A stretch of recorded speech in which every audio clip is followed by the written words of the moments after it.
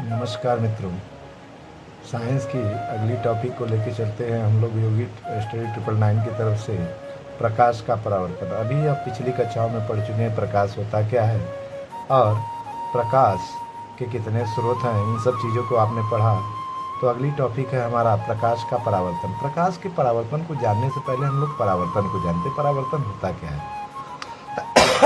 परावर्तन परावर्तन किसी चीज़ का किसी ऑब्जेक्ट से लड़कर वापस आना, अर्थात किसी दीवार से अगर गेंद को फेंका जाए तो वह वापस आ रही, तो एक तरह से वह परावर्तन है।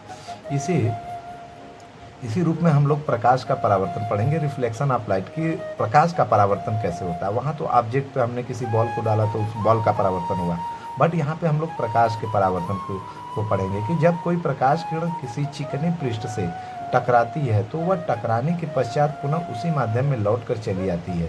प्रकाश किरण के पुनः उसी माध्यम में वापस आने की घटना को प्रकाश का परावर्तन कहते हैं। अर्थात यहाँ से आप देख सकते हैं कि जब हम लोग किसी चिकने पृष्ठ पर प्रकाश को डालते हैं तो वह उसी दिशा में क्या करता है, वापस चला जाता है।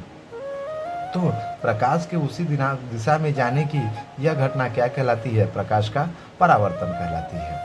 तो दर्पण पे जब हम किसी प्रकाश किरण को डालते हैं तो वह जिस बिंदु से परावर्तित होती है वह बिंदु आपतन बिंदु कहलाता है। अर्थात उसी पे एक लंब खींच देते हैं जिसे हम लोग क्या बोलते हैं? अभिलंब बोलते हैं। और जिस प्रकाश किरण को हम लोग दर्पण पे डालते हैं उसे हम लोग क्या बोलते हैं? आपतित किरण। और वह किरण जो परावर्तित होती है दर्पण से उसे हम लोग क्या बोलते हैं? परावर्तित किरण। और अभिलंब और आपतित किरण के बीच बनने वाले कोण को हम लोग क्या बोलते हैं? आपतन कोण। और अभिलंब तथा परावर्तित किरण के बीच बनने वाले कोण को हम लोग परावर्तन कोण कहते हैं, जिसे हम लोग स्मॉल r से प्रदर्शित करते हैं। तो चलते हैं प्रकाश के परावर्तन के नियम। इसी प्रकाश के परावर्तन से प्रकाश के परावर्तन के दो नियम दिए गए। प्रकाश के परावर्तन के दो नियम। पहला नियम कहता है कि आपतित किरण परावर्तित किरण तथा आपतन बिंदु पर खींचा गया अभिलंब तीनों एक ही तल में होते हैं।